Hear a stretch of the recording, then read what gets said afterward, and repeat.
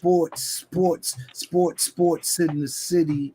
We keeping it gritty with that sports in the city. Welcome to Sports in the City, live from the arena, from the East Coast to the West Coast, from the South to the North. There's a Sports in the City, wherever you're tuning in from. Thanks for tuning in. Hit up that chat, get at us, hit that like, share, and subscribe on Facebook Live, YouTube Live. Your sports G. Reed Richards, along with my partner in crime, BK Todd. Salute. Peace to the God. What's happening? I'm here, baby. I'm here. You know what it is, family. That's We're what's back up. in the Sports in the City, live from the arena. What's the deal, bro? What's going on in your world? Talk to me. I'm good, brother. You know, a little bummed out. The summer's over, man. I got a wake-up call last week about First, 4 let me o'clock give in you the your morning. salutes. Let me Oh, give yeah. you your salutes, bro. Thanks for being here. Sports in the City. No doubt. BK Salute to you. Todd. Salute to you. Salute Let's to get Logic.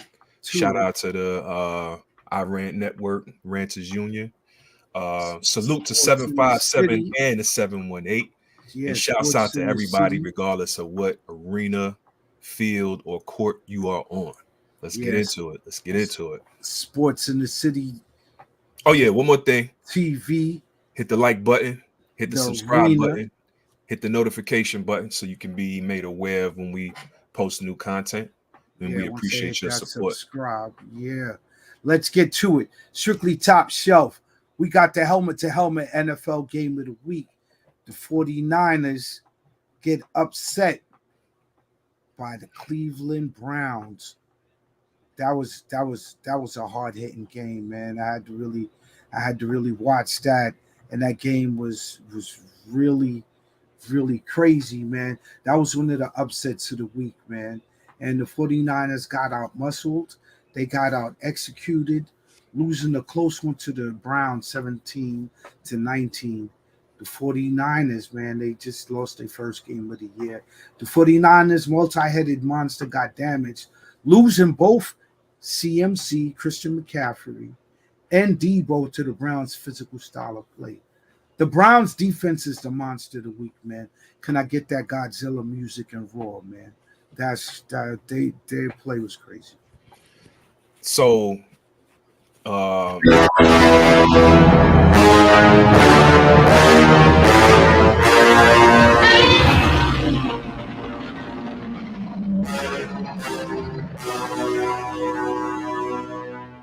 Yeah, they were definitely for sure. crazy.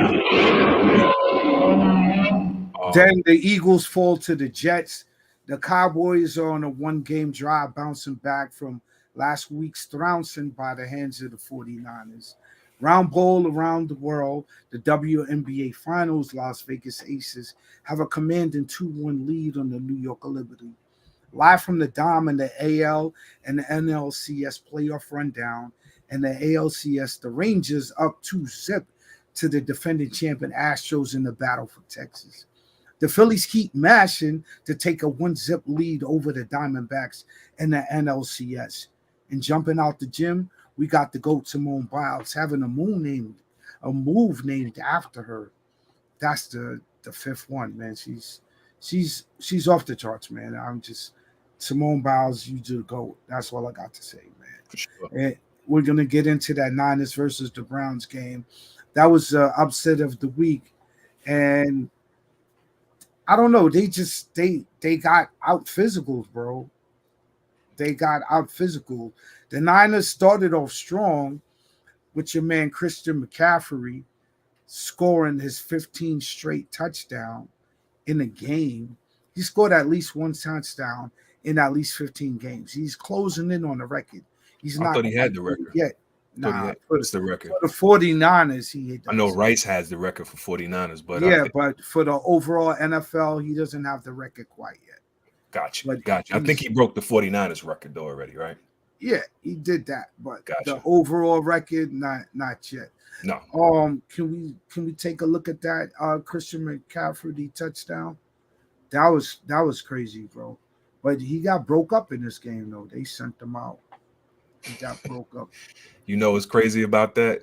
I don't, not to say that, you know, it's right to cheer when anybody gets hurt, but I don't think anybody was happier about them getting hurt than the Carolina Panthers were about them getting Well, hurt. You know what I mean?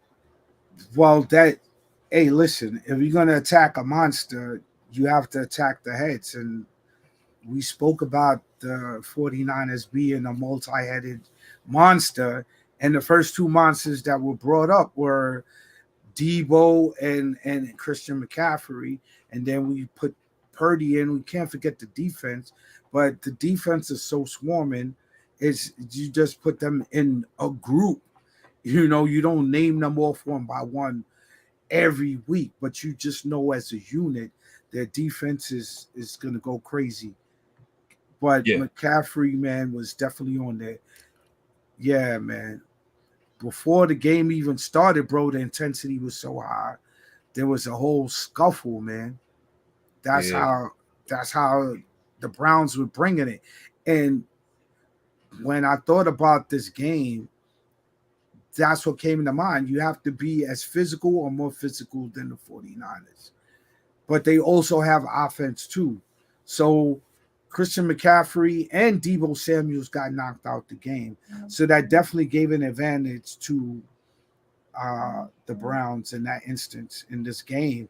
So do you think that the 49ers they just got out physicaled, or what was the reason for their loss?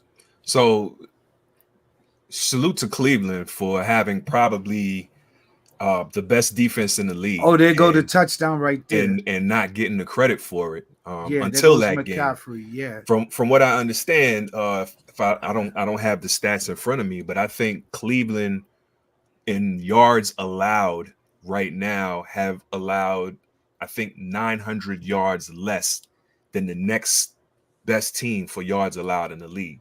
Their offense hasn't matched their defense. I don't know what's going on with Deshaun Watson. For a couple of weeks, I've heard he's been cleared to play, but he's not ready. I don't know if it's mental or physical. But that defense headed by Myles Garrett is monstrous, and they went out there and they earned their respect. And it was crazy because as potent as that defense was, the game still came down to a field goal, which was crazy. I'll be honest with you. When San Francisco lined up for that last field goal, Yeah, I they're actually physical. I actually turned the channel or I went downstairs or something like that. And then you texted me like right after that talking Right. about any given Sunday. And I was like, you kidding me? There's no way he missed that field goal. But sure enough, the Niners kicker missed that. And Right. I think losing Debo and Christian McCaffrey definitely hurt San Francisco as Right. far as their multi-headed offense to what you alluded to.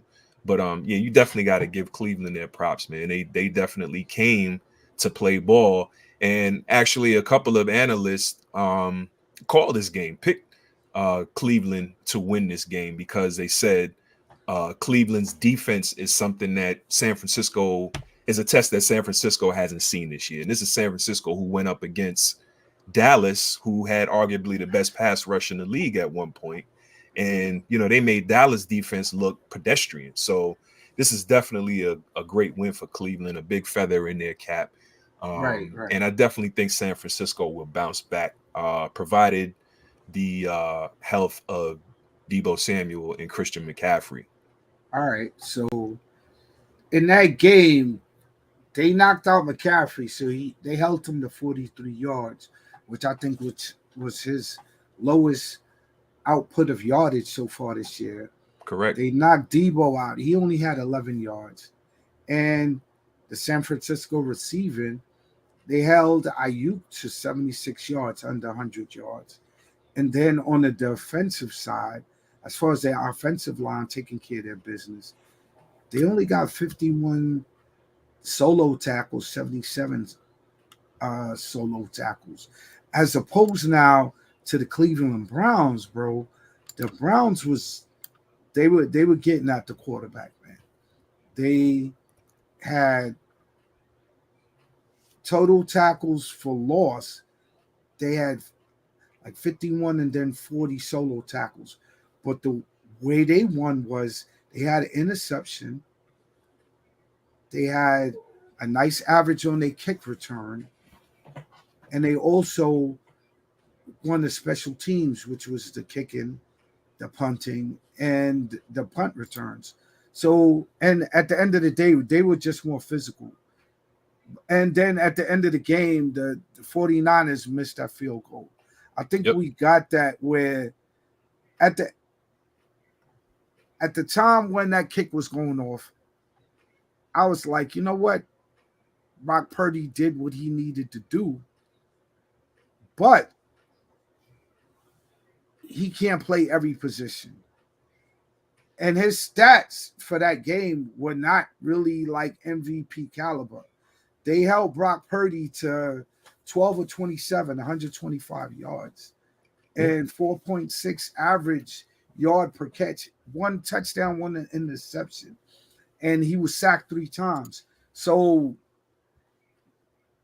that situation where Brock Purdy was looking like the MVP, it didn't look like that on that day. And I have to give my hats off to Cleveland Browns. They played a hell of a game, man. But then it came down to a field goal at the end. Did we have that field goal where the 49ers missed that field goal? That was crazy because exactly. As horrible as either way. As horrible as San Francisco played, that game still came. Well, I won't even say as horrible as they played, but as underwhelmingly as they played, that game still came down to a field goal. And as much as you can criticize San Francisco's offense once they lost 2 of their most potent weapons, you still can't take anything away from Cleveland. Their defense, like I said, was just otherworldly in that game. And, they pulled it out. Shouts out to Virginia Slim. Salute to you, bro. So yeah, Virginia Slim, thanks for checking in, man. Who's your team anyway? Because you've been checking in, getting in on the Dallas Stephen A. Smith wagon. Yeah, I'm rocking the Jets. That's a New York team. That's what I'm repping. That's an AFC team too, so they ain't got to go against my Cowboys. It makes sense, right? So it is what it is, boy. Got you. But yeah, Virginia Slim never said who's his team, though. For sure. But, again, let's hope that McCaffrey gets better soon. I'm not sure what his status is. I'm not sure what Deebo Samuel's status is either. But one thing I've always said, man, a prolific defense can make the best quarterback look bad, and if not bad, look average. Just like, not to kind of get off topic, but the difference between Tyrod Taylor and Daniel Jones for my Giants. Man, we're not doing that right now. All season was our offensive line is trash. You got your time. I've wrote in you the got time. a better passer in there, and they Giants, look better. Bro. So to my point, when you have a good defense that you're facing, even the best quarterback, and I think Brock Purdy is probably one of the best QBs in the league. All right, can we get the missing winning field goal that was missed by the 49ers? Can we get that? Else we just gonna have to move on. All right. So we can't get the 49ers missed the field goal. The Eagles fall to the Jets 20-14. The Jets, led by their vaunted defense, picked off Jalen Hurts 3 times. That was crazy. I think that's the first one right there. The Jets came to ball, boy. That has never happened. I've never seen Jalen Hurts picked off 3 times. Yeah, their passing game was off. I think there were like 3 or 4 passes that their receivers dropped. No, he threw the ball right to old boy. No, but I mean, aside from that one play, again, it's another situation where, a potent defense can make the greatest quarterback.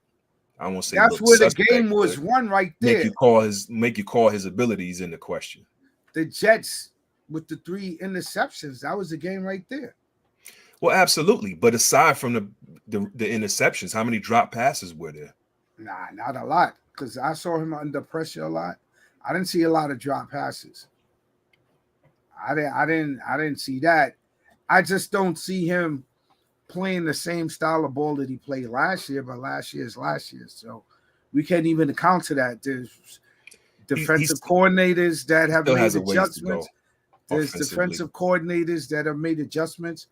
And are planning and strategizing against him this year. So, it's hard to repeat, especially in the NFC East. There hasn't been like a repeat champion in the NFC East like in years, bro. In years. Whether it's the Giants, the Cowboys, it's hard to repeat in the NFC East.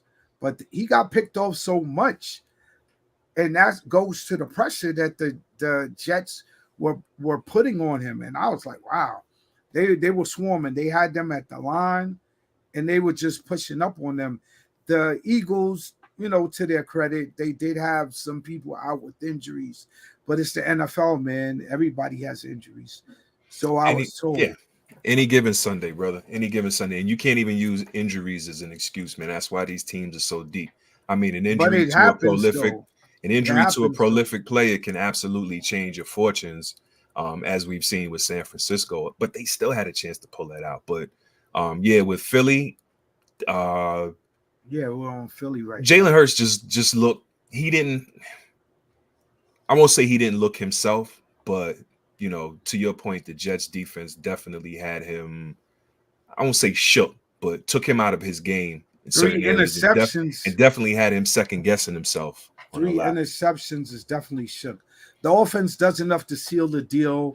On another high note for the New York Jets, A-Rod was throwing during the pregame warm-ups. And me and you were going back and forth about this, and you was telling me that Aaron Rodgers was not coming back no time soon.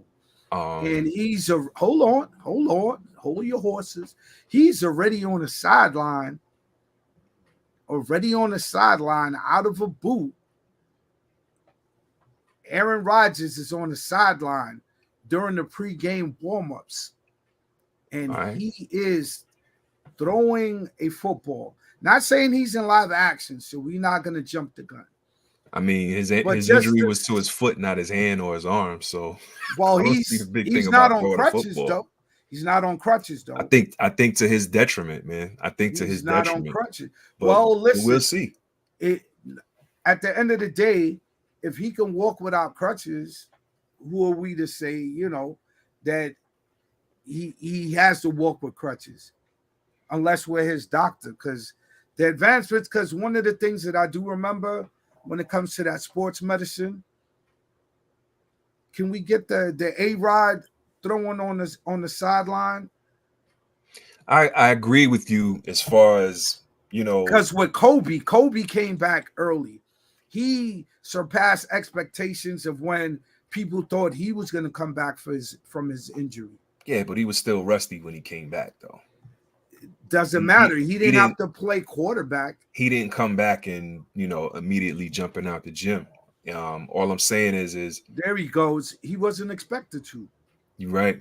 Oh, I mean, salute to Aaron Rodgers. I don't know what voodoo he got going on over there. I don't know if it's voodoo. Maybe it's just sports medicine.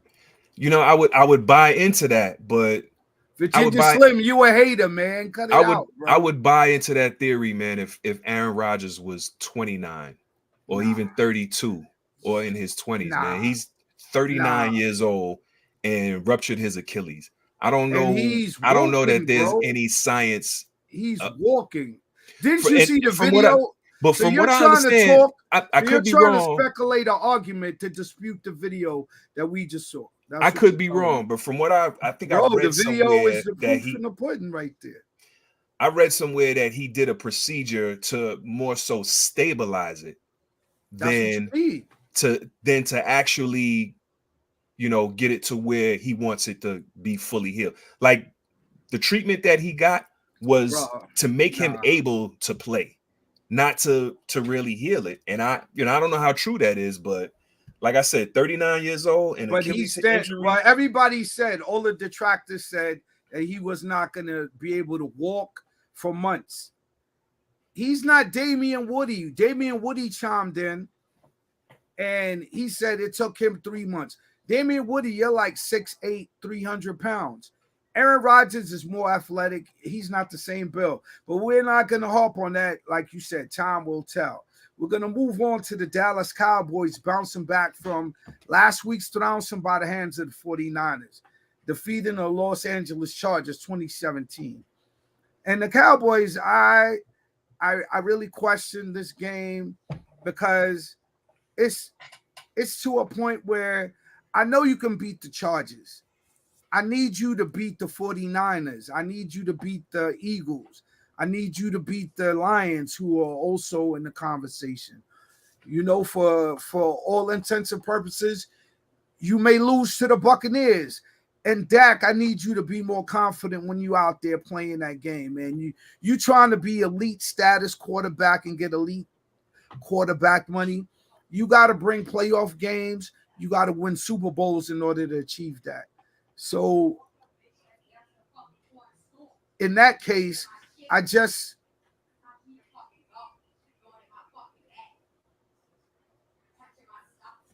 don't think Dak Prescott. Well, put it this way, I don't think Dak Prescott is the major problem for Dallas. I think maybe he might try to do too much. He might think he needs to do too much. But Dallas has a well-rounded team, man. And if Dak plays within himself, he should have a lot more games like that, where he just pulls the team out. Well, not necessarily pulls the team out, but he has a solid game. And the Chargers, I don't know what's going on over there. They're regressing. They're regressing something awful. We'll see what happens with those guys. But yeah, shout out to Virginia Slim. Definitely being realistic is not being a hater. It's not at all crazy to think that A-Rod won't come back. So people doubting him and being called haters for doubting him. You are. Who are you to tell him when he's going to come back? I'm not a doctor or anything. I'm just going by all right, so the video I'm just going by history. I'm just going by history. So he showed you by posting the video of him being on the sideline, and he's there, bro. So yeah, that disputes that's whatever not game, but that's saying. not game speed. And like I told you, he doesn't throw with his foot. He throws with his arm. Okay, for right now, we don't need him to be game speed.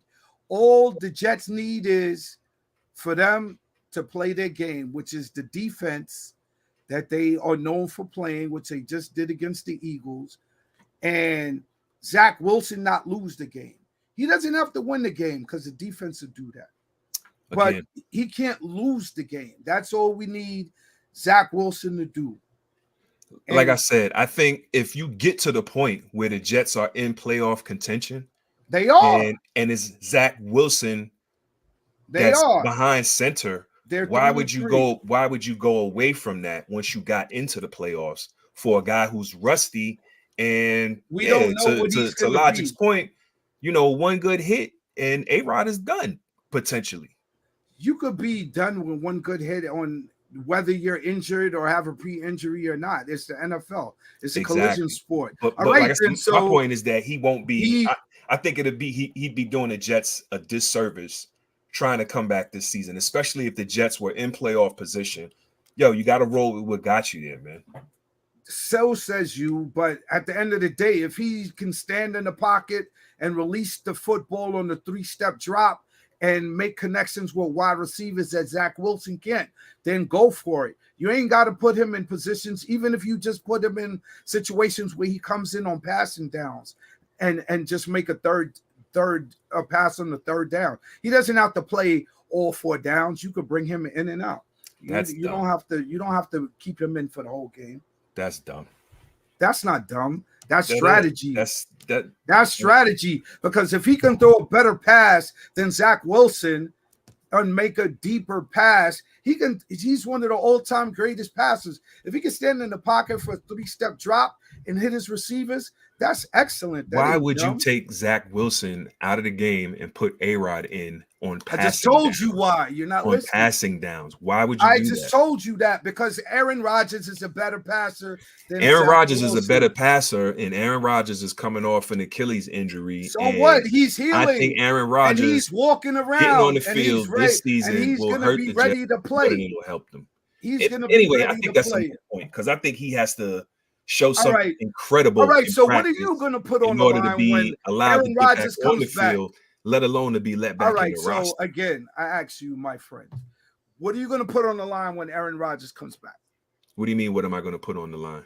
Put your money where your mouth is. Let's go. You said Aaron Rodgers ain't coming back, so put your money where your mouth is. I said it would be dumb for him to come back, and I said he would be ineffective if he comes back. How you know? So if you want to bet on that, I'll put my money where my mouth is. All right, so go ahead, bro, because you keep saying it like it's the absolute truth, like Thanos. So Aaron Rodgers has his own ability to control Virginia Slim. Musical quarterbacks. What is that? What team is successful doing that? Aaron Rodgers, they banked on Aaron Rodgers. They paid him $75 million. If he can get on that field, which is another reason why you would want to hold him out until next season when you're sure that he's fully healthy, as opposed to putting him out there to make long passes. The future's not promised to no one. All right, so we're going to move on. We're going to move on from Aaron Rodgers and just keep an update on this progress. Ty's a Downton hater, so we're going to keep moving on from that. Dallas Cowboys bounced back from last week's trouncing by the hands of the 49ers, defeating the Los Angeles Chargers 20-17. And Parsons got the only sack of the game, man. And it was big. And then it led to the interception, which ended the game by Stephon Gilmore. But it was a close game. A lot of people called out the Dallas Cowboys for their play calling and the whole situation in which they were managing their offense. What were your thoughts on that game? My thoughts are that Dallas is still one of the 3 best teams in the NFC. They went in the game and they did what they had to do. Certain games you'll look like world beaters. Other games, you'll look kind of average. As far as Micah Parsons, I know he was thirsting for that sack, especially how they held him in check last week when they played San Francisco. So I don't know what to say as far as Dallas's defense is concerned, but the offense, I think in time will get up to speed to match. Well, I won't even say match how good the defense is, but what is Dallas right now? 5-1? They're 4-2. 4-2. So I'm not sure what the rest of their schedule is looking like, but seems to me do they play Miami at all this season? They might have to play Miami. We have to check into that schedule. But the whole situation with Dallas was that Dak Prescott was their leading rusher, which was not really a good sign. I don't think Tony Pollard is really built to handle the whole load of a running back. They have to implement Pollard and Brandon Cooks and Rico Dowdle to more of a flank flex running back situation. And they targeted CeeDee Lamb enough, and that's where they kind of won the game, targeting CeeDee Lamb. Tony Pollard had a breakout play, which was kind of the breaking point in the game, because at the end of the day, the Chargers were going right toe-to-toe with the Cowboys. And I was kind of surprised at how the Chargers just lost their game, and off that last interception. Yeah, that interception really hurt them a lot, but Dallas won with their defense once again. It wasn't really the offense. The offense was controlled. Dak went 21 for 30. But the thing with Dak, he rushed for a touchdown and threw for another. But the thing with Dak was his confidence wasn't really there, man. His confidence wasn't there to me at all. And I was really concerned about that. He was on the sideline looking like he was praying to Jesus, Muhammad, and Moses. And I'm like, bro. Yeah, they showed his face after the defense bailed him out with that last pick, bro, against Herbert. Bro. But that was funny. He's like, oh. Like I was expecting him to drop to his knees and say a prayer too. That was crazy. Shouts out to Mills Lane. Appreciate you checking in, fam. Yeah, man, that was definitely something that I didn't expect from Dak, man. I expected more confidence from him, and I was just like, bro, what are you doing, man? You looking nervous. And he was literally praying, G. I was like, I saw him on the side like shaking, and I'm like, bro, first of all, it's one game. if you lose that game, then so be it, man. But hopefully the Cowboys can step their levels up and be able to beat teams like the Phillies and the Eagles, Philadelphia Eagles and the 49ers. Because that and the Lions now, who are definitely in the mix. But rounding out the rest of the slate of the games, we had the Ravens topping the Titans 24-16. Your Commies taking out the Falcons 24-16. The Vikings over the Bears, and Justin Fields is injured, unfortunately. I hope the young quarterback gets to come back. They took them out 19-13. The Bengals topped the Seahawks 17-13. The Browns, as we mentioned, took out the 49ers 19-17 in a very physical game. The Dolphins, I think, who have the most explosive offense since the, greatest show on turf, took out the Panthers, although they're hapless and a winless team, 42-21.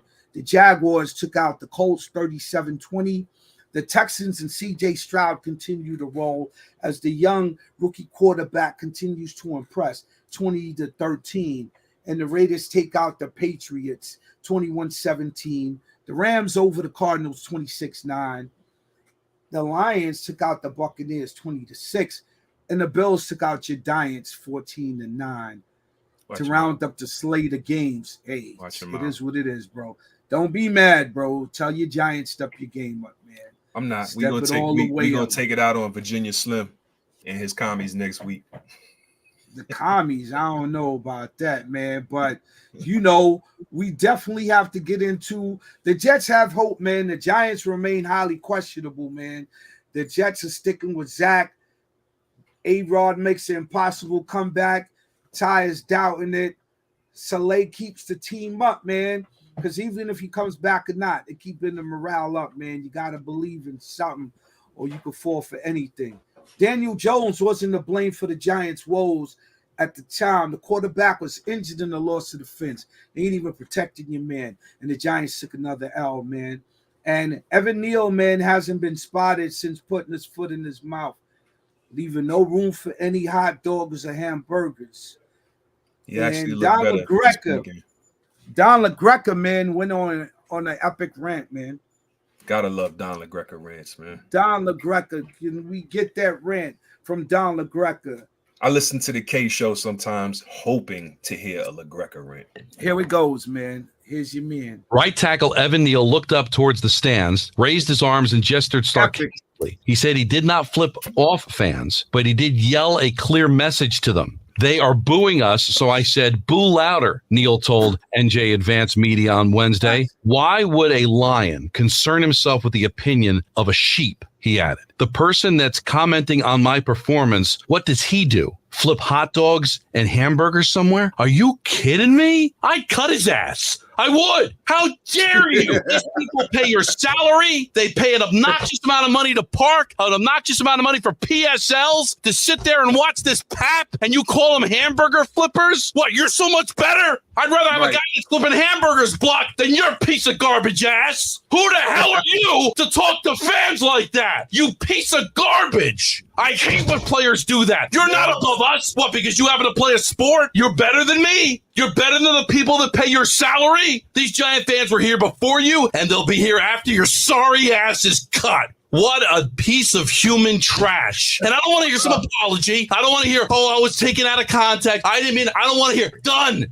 I would cut his fat ass. You see him in the mall of Willowbrook, boo his ass. If you see him in the DMV, boo him. Don't stop booing him. If he goes to the Pro Bowl, boo him. If he wins a Super Bowl, boo his sorry ass. Screw that guy. We're not nobody. Flipping, how do you condescend to people that pay to watch you play? Poorly, I might add. Wow. A couple of things classic, here. Man. Classic. So first of all, classic rant. I agree with Don. Yo, big up Don LaGreca. First and foremost, man, you cannot go at it with the fans, especially the fans in your home arena. Like that's retarded. Now, like I said last week about your boy last. Now, like I said last week, I understand he was caught up in the moment, and dude is like what, 24, 23? I don't know, bro. Like Don LaGreca has a lot of influence over that fan base, and I don't think they're gonna be feeling, bro. I'll be surprised if he remains with the team, man. Listen, man. Once Don LaGreca does one of his infamous rants, it's hard to come back from because he goes in so hard, man. So I don't know, man. You think Evan Neal's going to be off the team because of the Don LaGreca rant? You don't think that. Don LaGreca is not the GM for the Giants. There was no Taylor Swift sightings this week. There were. You didn't watch the game. Movie. She did release a movie over the weekend, topping the box office. She topped the box office. She was promoting, I guess. So we ain't even know. She promoted. She came out and dropped the whole concert movie. Big up to Taylor Swift, yo. Your marketing was incredible. So we're going to move on from that, and we're going to get into Round Bowl, Round the World. And hit us up in the comments in the chat. Let us know who you would want to see in the box of an NFL game. There was a Jay-Z and LeBron sighting, but that was just panning in and out. That wasn't like for the whole game. So, I guess the NFL is learning how to do that there. But we're moving on. WNBA Finals, Las Vegas Aces have a commanding 2-1 lead on the New York Liberty. Aces bounced the Liberty out of the arena in game 1, 99-82. The Liberty got out rebounded. They got outshot. Their guard play was less than pedestrian. And Laney didn't show up. And Breonna Stewart, she didn't bring like a superstar performance. She brought a pedestrian performance. And Jonquel Jones couldn't do it by herself. Any thoughts on game 1, Ty? Game 1 was a letdown by the Liberty to me, because you can't expect the Liberty. You can't expect the Aces to come with the same game plan that they had during the regular season when you beat them 3 times. I think it was a matter of poor preparation on the part of the Liberty. You know what I'm saying? Second game, same thing. Jonquel is basically out there, to your point, doing it by herself. The rest of the team definitely looked shook. I mean, look more shook than shook. Especially the league MVP was looking like she was afraid to get into the paint. I think she had 13 points or 11 points or something like that. She had 14 on 6 or 17 shooting. In the second game. Totally different ball game in this third one, though. Especially since the Aces lost their point guard, Chelsea Gray, which I think is going to be major if she's unable to play. As a matter of fact, they play tomorrow. So that remains to be seen. I think the Liberty's best chance of getting another W is if Chelsea Gray doesn't play. If Gray comes back, I think just the emotional lift that it'll give the team to have one of their leaders back on the court, it might be enough to push the Liberty to the brink. But if Gray doesn't play, we'll see what happens. But shouts out to the other Liberty players that finally stepped up. Breonna Stewart stepped up. Who else got it? Vandersloot finally did her thing. But like I said, it was losing that 15 points and almost 7 assists a game from Chelsea Gray that eventually did Las Vegas in, and might be their outdoing altogether if Gray is not available anymore for the series. Yeah, Liberty took game 3, 87-73. Jonquel Jones had a team high 27 points, and Breonna Stewart chipped in with 20 points. The pedestrian play of the guards of the New York Liberty continued, but they out-rebounded the Aces, so that gave them the advantage in game 3. So what's your predictions on game 4? Like I said, if you know what, I think whether Chelsea Gray plays or not, I think New York is going to come out like gangbusters, especially if they got confidence that they won that last game. Maybe they'll stick to that formula. Maybe they've gotten their shooting confidence back. 4 players in double figures in game 3, as opposed to game 2, where I think it was only, Laney and Jonquel that were in double figures in the first game. So, in the second game. So, like I said, if Gray doesn't come back for game 4, I think the Liberty can pull it out. As a matter of fact, that will be the most important game, because isn't game 5 back in New York? No, it's going to be with the Aces because they had home field advantage. They have home court advantage. Excuse me. Is it so? What is it? Is it 2-1-2? I'm not sure what the format is, but Yeah, it's going to be 2-2-1 if it goes back to a fifth game because they just can't one. come Okay, to. so the last game. Yeah, so they're going to play the second game in Brooklyn on Wednesday, which is tomorrow.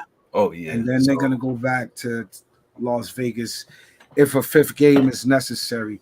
Yeah. But Jonquel Jones had a lot to say about that, and her stellar play definitely earned her the right to speak out towards what was up and coming and expecting for the Liberty fans to look forward to.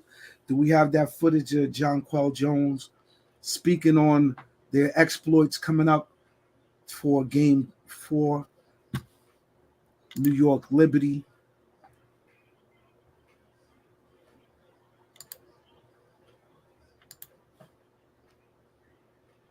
Yeah, Jonquel, she was putting in a lot of work, man.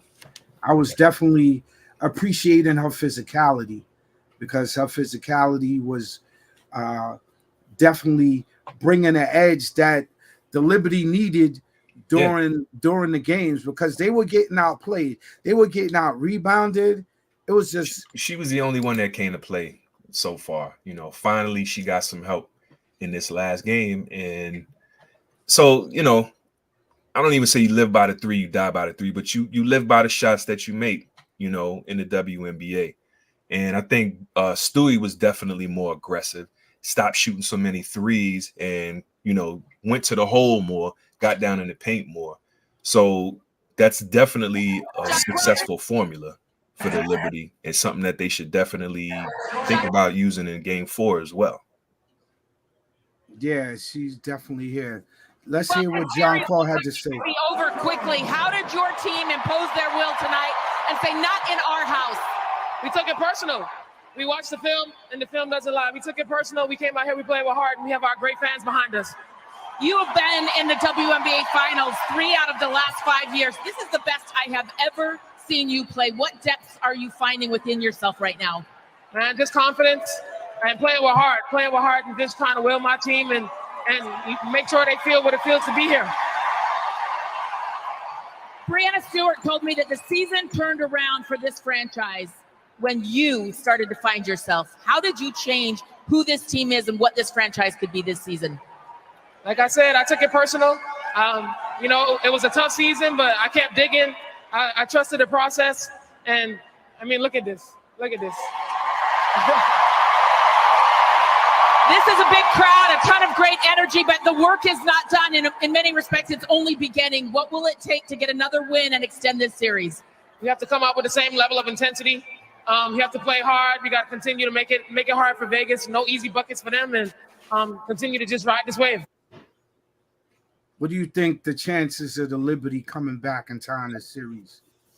I think it's a great chance. Like I said, depending on the severity of Chelsea Gray's injury, because there's a number of ways this can go. This can be like, all right, we can afford to sacrifice one game because we're stronger at home, and Gray having extra time rest to heal up will make her stronger and more effective in Game 5, which would be the final game. So I definitely, if Chelsea doesn't play, I don't see the Liberty losing this game. If she's not 100%, the Liberty still have a good chance of winning this game on their home court.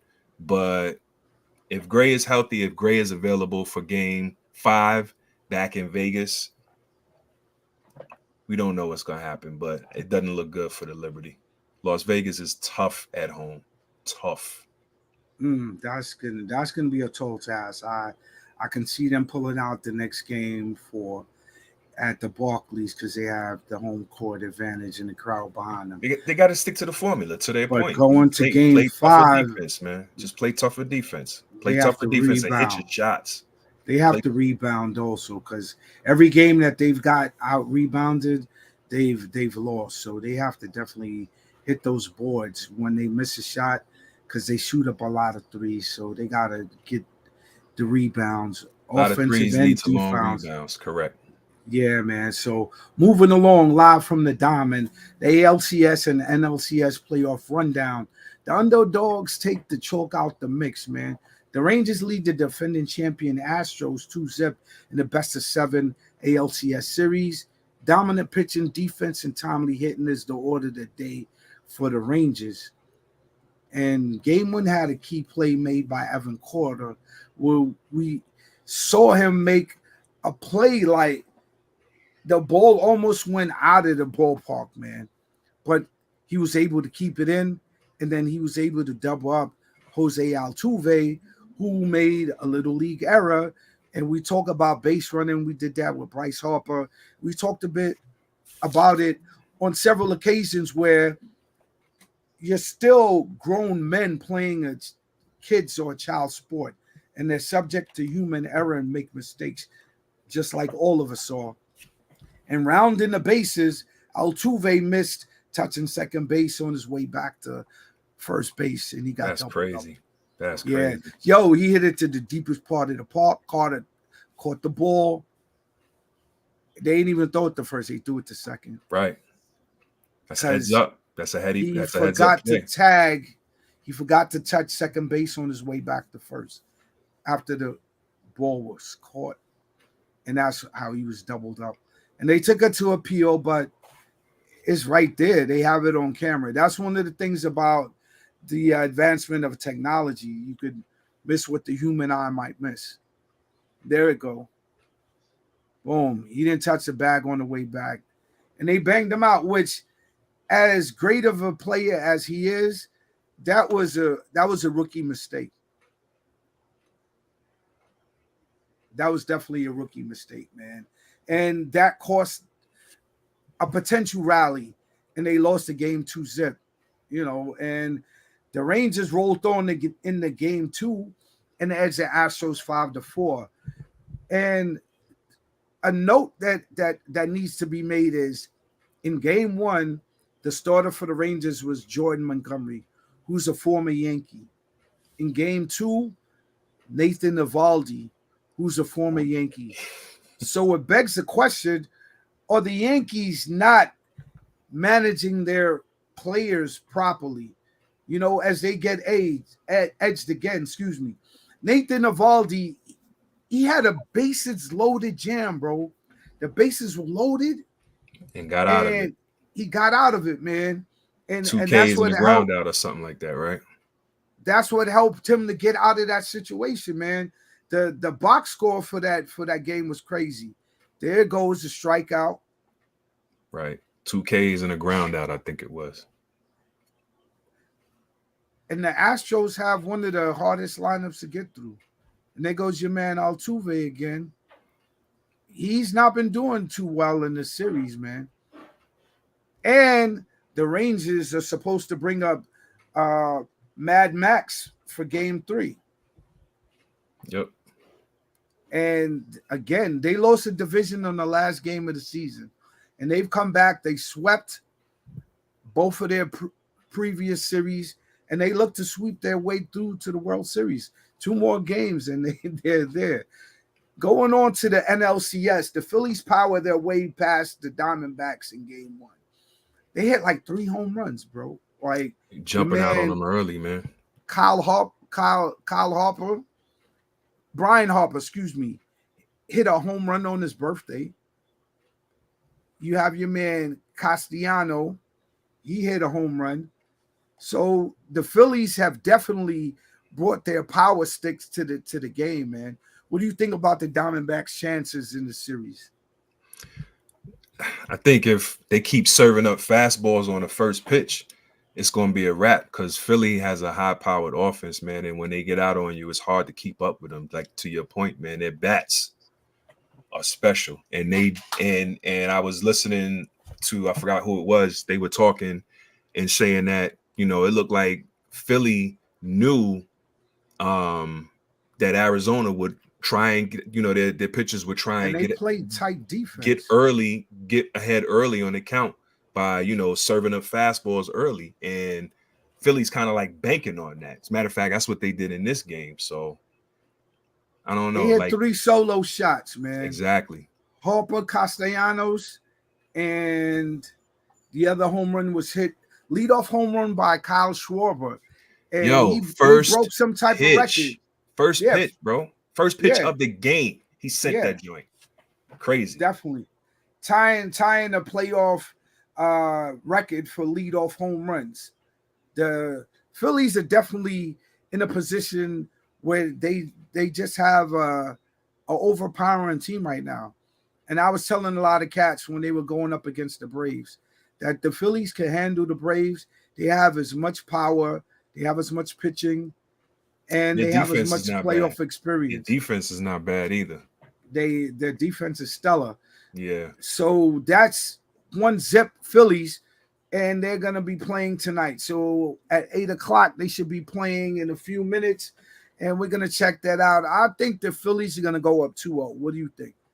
I agree. All right. I agree. Moving along, jumping out the gym, the GOAT Simone Biles has a move named after her, and she made history during the qualifications at the World Gymnastics Championship by landing a Yurchenko double pike on vault, because she is the first woman to do so on an international competition. The skill is now named the Biles 2. It's the 5th skill named after her, and that's the second on the vault. And that may seem like a lot of skills. Nelly Kim had 7 elements, and to get a skilled named as a gymnast, you must submit the request to the International Gymnastics Federation and then be able to perform it on the international, like Olympic or world championship level, man. That move was crazy. She didn't apply to get that move named after her, right? It was somebody else. Yeah, right? she has to apply for it. She They did named it after her, yeah. Wow. Yeah. Because when you submit your performance that you're going to do in a competition, then they submit the request to have the move, you know. I think they do it automatically, don't they? It's not that you have to... they'll name the gymnast, but they have to complete it in order to have it named after them, though. They have to do it without a lot of points deducted from their performance. That's it. Gotcha. So yeah, well, salute to the most decorated gymnast in Olympic history. Yeah, man. Shouts out to her. Can't wait to see who's next, man. I remember the Mary Lou Rettons and all of those throughout the years, man. And it's just dope to see new and upcoming American gymnasts that rep, the way. I don't know if we'll ever see another gym. Well, the way history is, there'll always be something better somewhere down the line. But I think it'll be a while. I don't know about that. I think it'll be a while. I don't know about that. Unless they're using rocket propellers or something, because she's the GOAT right now. It's not even debatable. So if someone comes along and surpasses her, I don't think it'll be in our lifetime, man. She's hands down the best. So definitely moving Logic, along, definitely Black Girl Magic. Salute indeed. Reaching the summit, man. College football. We definitely have the Huskies making their mark, topping the Ducks 36-33. Oregon and the Washington Huskies, they played a really good game, and they're both ranked teams. Oregon is 8, Washington was 7, and it was definitely a battle of the quarterbacks. I think in this game, Michael Penix Jr., he just outclassed Bo Nix, throwing 4 touchdowns. He only threw 1 interception. He threw for 302 yards, and the Washington rushing was pedestrian, but their receiving was stellar, racking up 316 yards. And at the end of the game, the Ducks tried to tie the game up, but they missed the field goal, man. What are your thoughts on that game? That game was kind of crazy. We're going to try to see about getting that field goal pulled up. Here we go. Yeah, that was a game time field goal, man. And they missed it, man. You hate to see that as a field goal kicker. And Michael Penix Jr., man, I think he's the lead for the Heisman Trophy award right now. Because Caleb fell out of the running with his poor performance over the weekend. Wait a minute. Who's the No, there's somebody else I was thinking about. Was it not the Washington quarterback?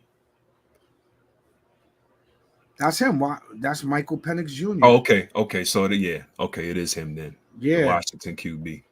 Yeah, definitely. He's definitely a front runner for the Heisman Trophy Award, man. And we're definitely going to keep an eye out on his performance throughout the rest of the year. And Bo Nix, he gave an admirable performance, but he just got outplayed at the end of the day. Moving along, Deion Sanders calls out the Buffaloes.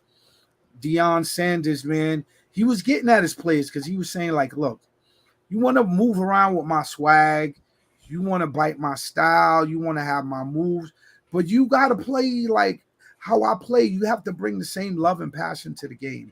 And the Buffaloes, to your earlier points in the season, they were definitely caught up in their own hype, man. They were drinking a lot of their own Kool-Aid. Even when Deion Sanders' son was bringing his watch up, what he had, the roly-poly on. That's crazy. I seen, in the game, I seen the chain that he had on. I'm like, I mean, I know everybody does it, but, still, to Deion's point, you got to have a certain level of focus.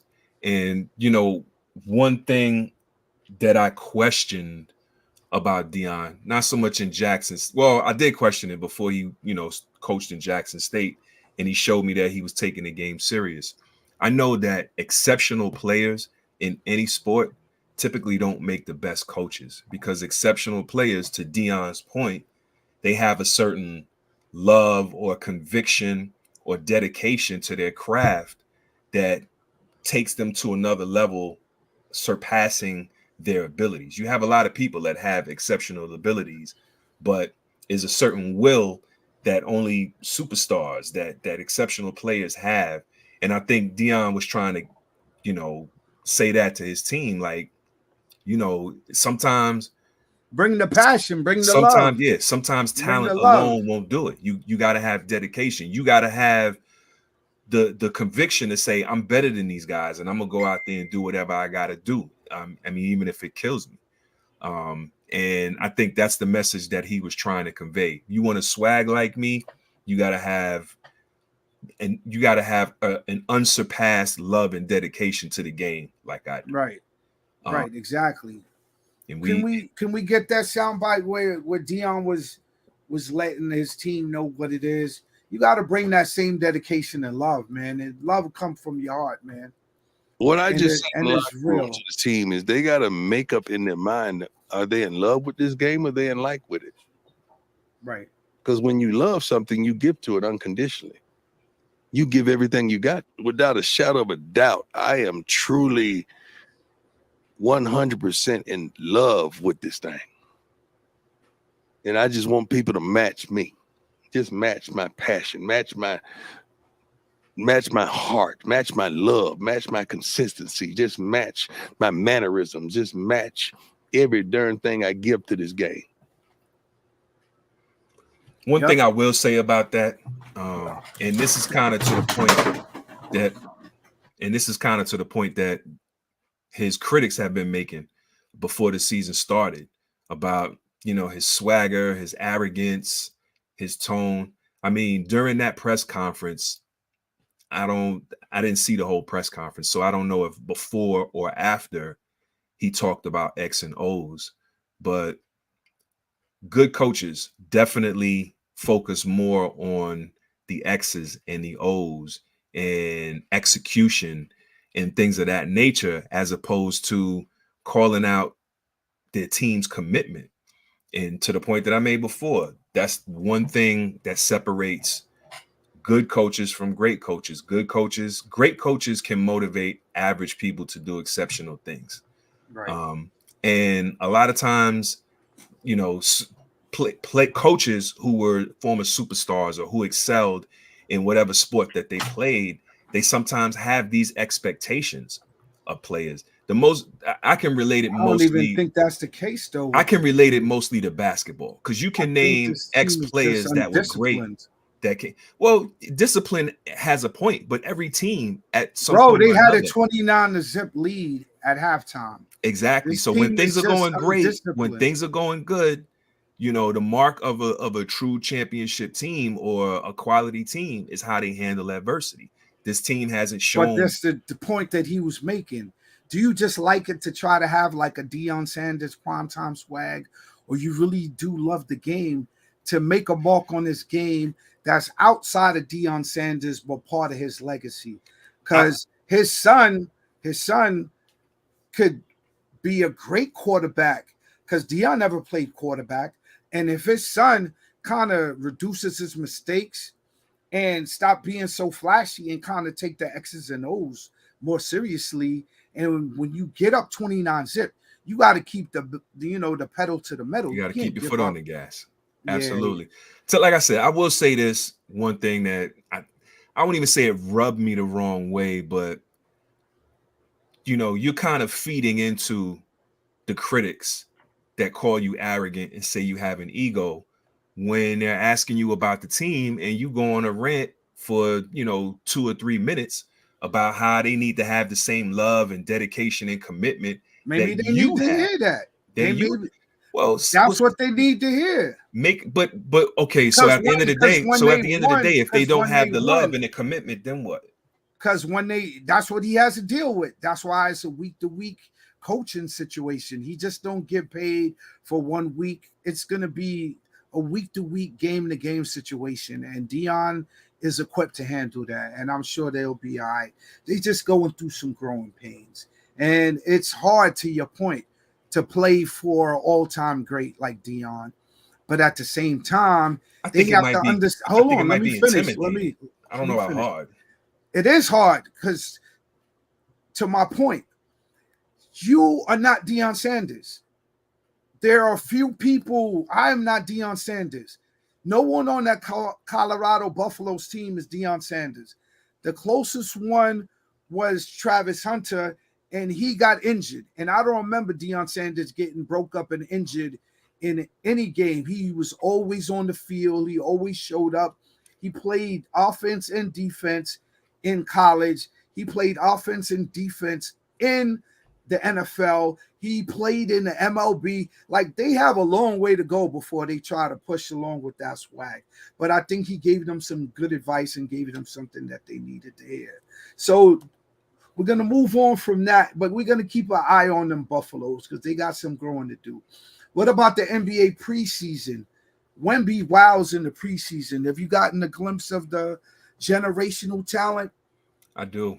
I think he's going to be a monster. My only question is his durability. I said Chet would win Rookie of the Year, only because I think Chet. Don't ask me why I feel Chet will be more durable than Wembanyama, but I think he will, and I think talking about Holmgren. Yes, Holmgren for OKC. For OKC.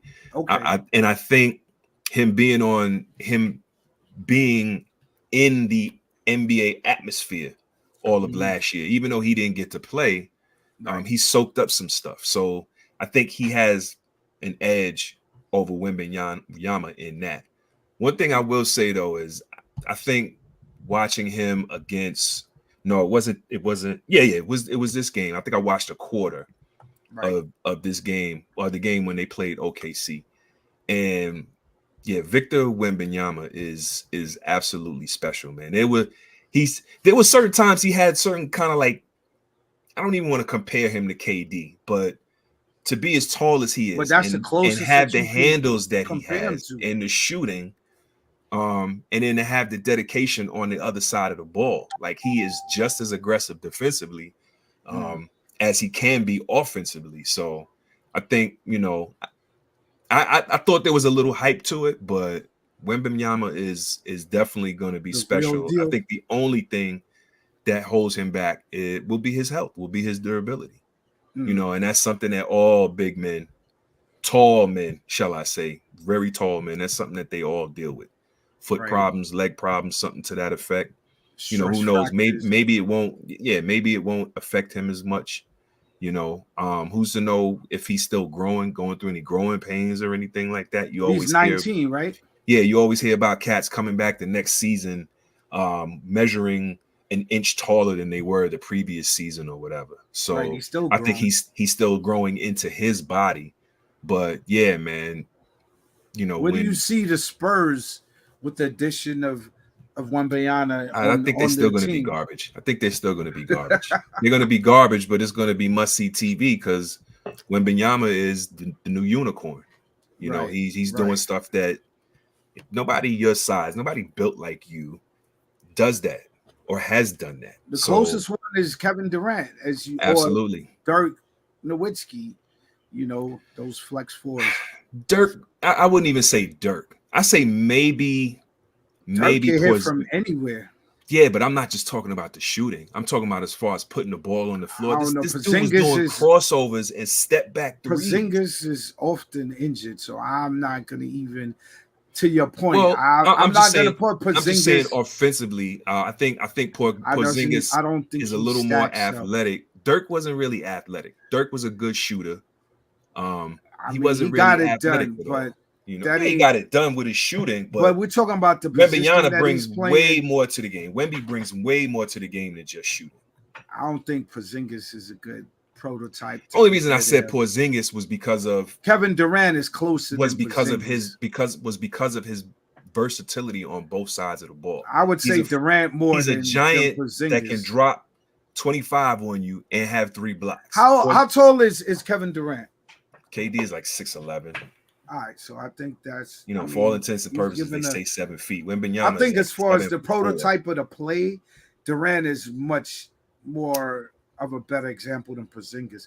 I don't know, Porzingis, a dude that's constantly hurt, man. What am I getting from him, man? The only reason I compared him to Porzingis was because on both sides of the ball, he's dominant. Porzingis, his first year in the league before he was starting to get hurt. You saw him as dominant. All right. Blocks. Both sides of the ball. Like I said, he was effective on both sides of the ball. Patrol the paint. We're not gonna question Porzingis. Got rebounds. Durability. So I think Wembanyama is of that vein. Because durability gets underestimated a lot. But a way better playmaker. That's the other thing I was gonna say. That was my biggest gripe with Porzingis. So to your point, like I said, only physically and the fact that those guys. You're talking about the style of play. Not even because Wembanyama brings so much more. He brings so much more offensively. Like Porzingis doesn't have the handles that Wemby has. He was not a playmaker, which was one of my biggest gripes. KD has better handles than. But I think defensively, Porzingis is closer to Wembanyama than KD. I don't know. KD put in his work when he definitely won them 2 chips. I wouldn't say, I don't know. That would have never to been known as a taken. defensive player. Yeah, he has. When they were on Golden State, they were a highly defensive team. Me, that's how they really beat. And he had to play individual defense as well. I think that's how they everybody beat on the those team LeBron played teams. defense, but defense is definitely not his calling card. I don't think Porzingis was always. I don't think that he's a defensive liability either. I think he's a highly defensive caliber type player, man. But we're gonna table that for right now. And do you have anyone who you want to put in the orphanage? Your man Kevin Porter Jr. got picked up. He got traded, from my understanding. He got waived. Well, yeah, he got traded, and then because I think they traded him to OKC for. He got waived and he just got picked up. I don't know, man, but Kevin Porter Jr. Houston traded him to OKC, and then they waived him for Oladipo and some second rounders, and I think OKC is going to waive him, or if they haven't already. I heard the report they was trying to get him, but all right, we're gonna see Kevin Porter Jr. man in the house with the orphans. We're gonna move on from that. Stephen A. Smith is still the troll of the week, trolling the hell out of the Cowboys, man. I don't even think he talks about his own team enough, man. Stephen A. Smith, who's your team? The Steelers? Yep. He doesn't even talk about the Steelers. Stephen A. Smith, man, talk about your Steelers. You stay talking about the Cowboys every week. When are you going to talk about the Steelers? You say like one sentence when they get about good the again. Steelers. No, talk about them all the time like he does every other team, or especially the Cowboys. I think he's an undercover Cowboys fan. I think he was an undercover Giants fan from back in the 70s, and then he was teeter-tottering between the Steelers and the Cowboys. Because during that time, the 80s, the Giants, they were starting to get better, but they were still mediocre until the mid-80s. But during the 70s, the Cowboys and the Steelers were two elite teams going to multiple Super Bowls. So I think he was an undercover Steelers/Cowboys fan, but he doesn't want to admit it, man. Stephen A., stop trolling so hard, body, man. Stop trolling. So we're going to move on from Stephen A. Smith, the troll of the Dallas Cowboys Nation, to BK Ty's top 5. This week's top 5 NFL QBs. Take it away, Ty. Yes. So BK Ty's top 5 this week are the top 5 NFL QBs at this moment currently, because we know the best player, the top this or whatever, is week to week, season to season.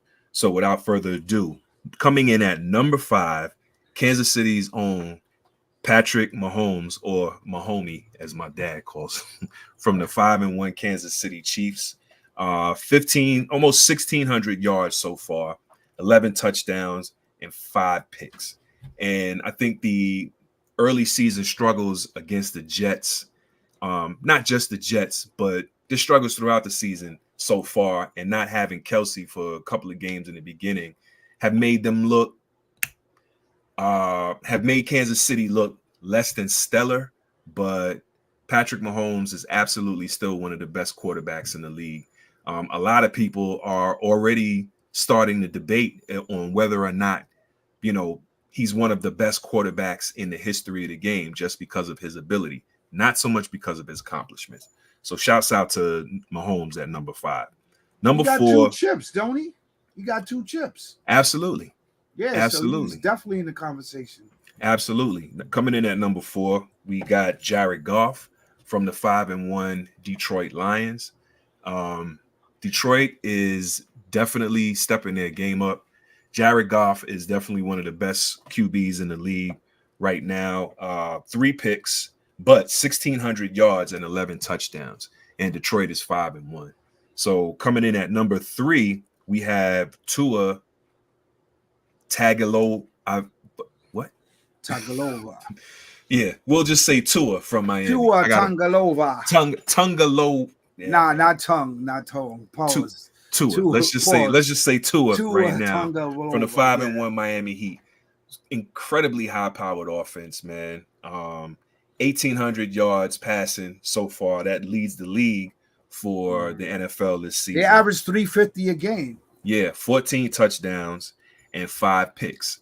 Tua is a monster, but he has weapons like it's an embarrassment of riches over there. So much so that you hold that against him because he got weapons. So much so that why his top receiver is actually also in the MVP conversation.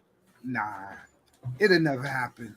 Yeah, because it hasn't happened since I forgot. Well, I don't think a receiver's ever won MVP, but since like 19. Back in I think the Detroit Lions back in like the 50s, one of the Detroit Lions or Green Bay Packer receivers when it wasn't even an NFL. It was the AFL and NFL.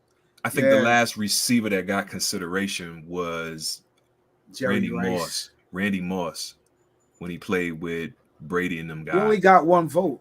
Randy. Yeah, Moss, but that was the last time a wide receiver got votes. 1 vote is not consideration. Jerry Rice. It's a vote. It's more votes than anybody has gotten since. To your point, Jerry Rice. Jerry Rice, yeah, was the one that they spoke about that really had a chance. Randy Moss, if he was a little bit more focused and dedicated, and he ran more slant routes, and he still wouldn't have won. He still wouldn't have won MVP. It would have gave him a better chance. He would have got more votes, though. Right. Coming in at number 2, we got Josh Allen from the 4-2 Buffalo Bills. I have Josh at number 2 because Josh will be the reason you win a game or lose a game. And when he's on, him and Stephon Diggs look like you could have 3 dudes on Diggs, and he's still going to make a play on that ball. Josh Allen, when focused, is probably definitely a top definitely top 5 any time in the league, but top 5 right now. 1,576 passing yards, 13 touchdowns, which is second only to Tua, but 6 picks as well. So he's been a victim of bad decision making early on in the season, but he seemed to come around and have gotten his stride. And coming in at number 1, we talked about it. People might not want to give him his props because of the team that he has around him, but at the end of the day, you have to be a good quarterback regardless of what your team does.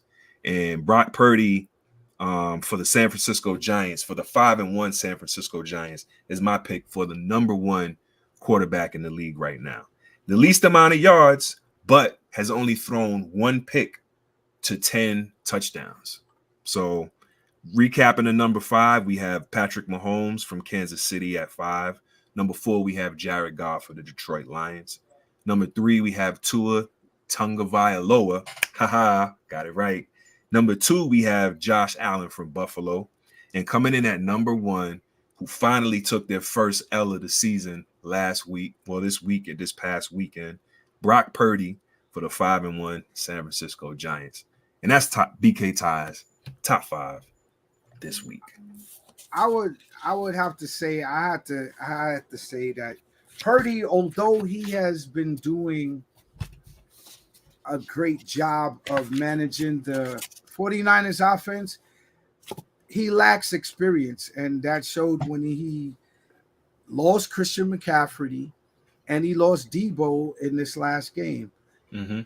Not saying that it was totally on him, but he did make some mistakes, and his timing was off. When the Browns showed that he could be pressured and forced to make decisions outside of his time and rhythm of his offense that he was comfortable with, he wasn't as effective. So I would have to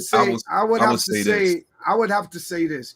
Mahomes has the most experience. He has 2 chips already, and his team is 5-1. Jared Goff, since like the 2021 season, has like the best record in the NFL, and he's playing at an MVP clip, and he has more experience, and he did lead the Rams to a Super Bowl, although they did not win. So I would have to put Mahomes and Goff before Purdy. Tua and Purdy, I would put 3 or 4 interchangeably, and then I would have to put Allen in the number 3 spot because he has more experience. Although he's a little bit more risque, I think when he just buckles down and he plays his game, he can bring home the hardware. And hopefully we'll have to see about that. But it's still young in the season, only week 6. So We'll see how your prediction pans out. The leagues Brock Purdy, number 1 up in the league right now in QBR. Yeah, but out there. QBR is one thing.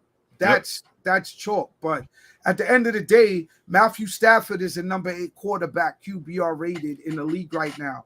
And I'll take Matthew Stafford in a 1-game playoff or Super Bowl situation over Brock Purdy. But that's just me. We're going to, close out on that. And fortunately for you and I and the rest of the sports in the city, we have the rest of the football season to see how that pans out. Right? Absolutely. I mean, I definitely understand your point. You want to give props for what these guys have done. But no, I'm talking about now. I ain't talking about have done. Right now, Mahomes is 5-1. Yep. Jared Goff is 5-1. Yep. Tua is 5-1. Yep. Allen is 4-2. Yep. Purdy is 5-1. They're all in the conversation, but Absolutely. I don't think it's anyone hands down.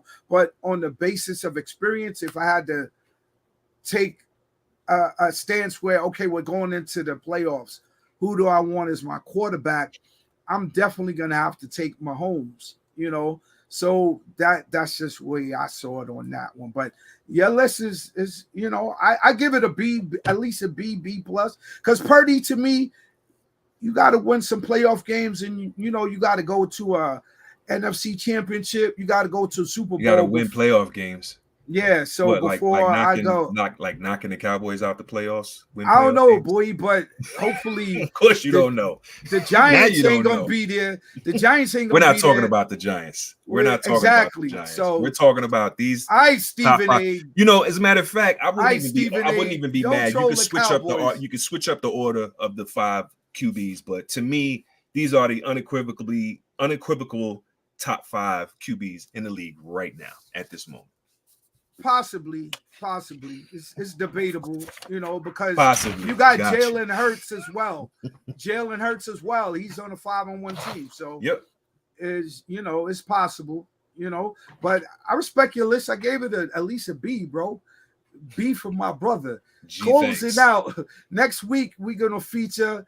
I saw this softball team out of Mexico, man, and they're incredible, man. So Las Amazonas, we're gonna talk about them next week. I saw this gymnast. They call her Air Hampton. She plays for UNC volleyball team, excuse me. And we definitely got to check her footage out. And last but not least, man, we have to definitely give a lot of strength and energy, man. A lot of big ups to Mary Lou Retton, who's in ICU and on respiratory support, man. So Prayers out to her. You did mention her earlier in the show, so we hope that she has a quick recovery, man. Yep. You know, for sure. Yeah. So anything else, man? Take us out, man. Any shout outs, any people you want to hit up on the chat? You know, shouts out to the Arena Facebook group. One love to all our peoples in there. Shouts out to Sports in the City on Facebook. Shouts out to all the cats that logged in tonight to check us out. Virginia Slim, Mills Lane. Enough love. Appreciate the support. Shouts out to the 757. Big ups to NYC. BK. Love y'all. Everybody out there looking right now, make sure y'all hit that subscribe button. Make sure you hit the like button. Please. Yes. Sports in the City, man. Sports in the City. We taking it out, man. Thanks to you, BK Ty, my man Logic. You know, the iRant Union, the iRant Network. Definitely Brooklyn, New York City. Union. Stand up, man. All right. Let's go, Logic. Thanks, man, for your contribution. Eckler's hands. It's a walk-in. 4th down and goal. Wide open, touchdown, LA. Yeah. Peace. Intercepted by the Cowboys. That's Sports in the City. You find a fan everywhere.